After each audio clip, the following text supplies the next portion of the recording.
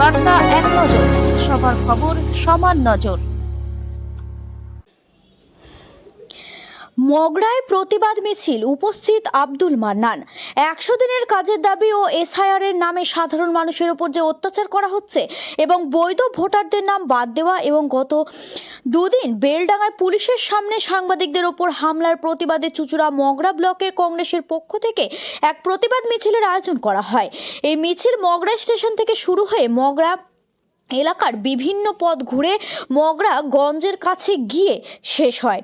উপস্থিত ছিলেন প্রাক্তন বিরোধী দলনেতা আব্দুল মান্নান, প্রাক্তন জেলা কংগ্রেসের সভাপতি সঞ্জয় চ্যাটার্জি, জেলা যুব কংগ্রেসের সভাপতি সত্যম সিং, এছাড়াও পবিত্র দেব, হুগলি জেলার বিভিন্ন নেতৃত্ববৃন্দ।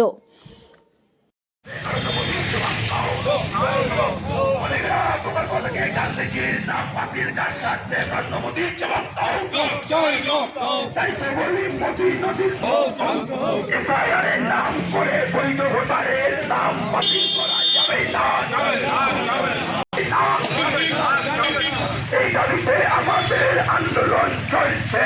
এই আক্রমণ কার সাথে তুমি জবাব দাও। বেলডাঙ্গায় সাংবাদিকদের ওপর পুলিশি আক্রমণ কার সাথে তুমি জবাব দাও। তাই তো বলি জোড়াফুল বদ্ধফুলের অশুভ আকার ধ্বংস হোক। বন্দে মাতরম। জাতীয় কংগ্রেস জিন্দাবাদ, জাতীয় কংগ্রেস জিন্দাবাদ। মনেরা প্রকল্প থেকে কি জন্য আজকে প্রতিবাদ মিছিল হলো আপনাদের? আজকে আমাদের এই প্রতিবাদ মিছিল মগরা স্টেশন থেকে শুরু করে মগরাগঞ্জ পর্যন্ত আমরা করলাম।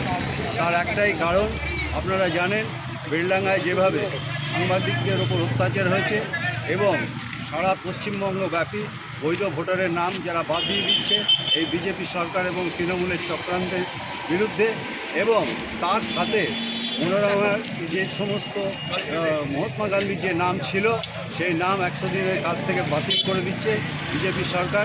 তারই প্রতিবাদে আজকে আমাদের এই মিছিল আমরা করলাম। কোথায় মিছিল হলো, কে উপস্থিত ছিল?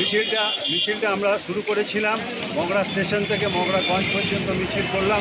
মিছিলে উপস্থিত ছিল প্রাক্তন বিরোধী দলনেতা আব্দুল মান্নান সাহেব, প্রাক্তন জেলা কংগ্রেস সভাপতি সঞ্জয় চ্যাটার্জি এবং হুগলি জেলা যুব কংগ্রেসের সভাপতি সত্যম সিং উপস্থিত ছিল।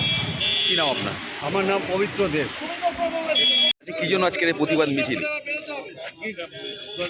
মেনলি গান্ধীজির নামের যে আমাদের কাছে প্রকল্পটার নাম দিয়েছিল লাভজনক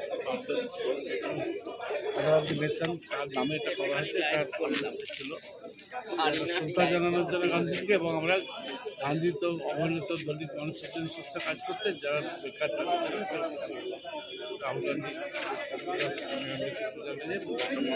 সরকারের নিয়মটা করেছে ১০০ দিনের কাজের সঙ্গে প্রথম চালু করেছে। তারপর থেকে আমরা তো 15 বছর ক্ষমতায় নেই, বাড়াতে আরও বাড়াবার কথা ছিল, ক্ষমতা নেই। কিন্তু দুর্ভাগ্য হচ্ছে সেই নামটাই ওরা চেঞ্জ করতে, মহাত্মা গান্ধীর নামে ওদের আপত্তি।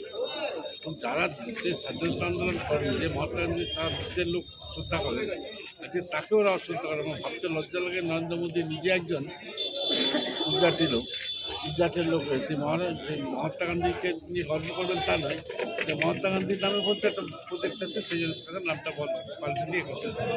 এইগুলো হচ্ছে একটা নিম্ন নিকৃষ্ট মানসিকতার